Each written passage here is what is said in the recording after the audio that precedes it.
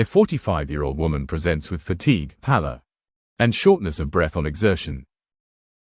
Her peripheral blood smear shows red blood cells that are microcytic and hyperchromic. Laboratory studies reveal low serum iron, low ferritin, and elevated total iron binding capacity.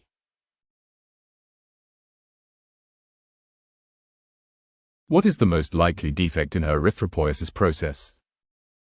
Impaired DNA synthesis in erythroid precursors. Deficiency of the primary growth factor erythropoietin. Defective hemoglobin synthesis due to insufficient iron. Failure of nuclear extrusion in orthochromatic normoblasts. Premature destruction of reticulocytes in circulation.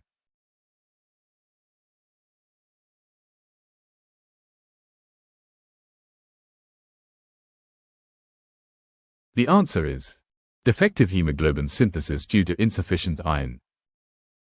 Without adequate iron, erythroblasts produce insufficient hemoglobin. Despite normal cellular maturation, this results in microcytic and hyperchromic anemia. The low ferritin stores and high transferrin confirm iron deficiency.